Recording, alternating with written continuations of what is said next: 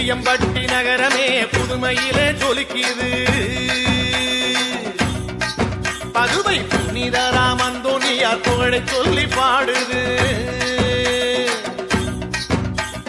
புளியம்பட்டி நகரமே புதுமையிலே ஜொலிக்குது. புனிதராம் அந்தோணியார் புகழை சொல்லி பாடுது.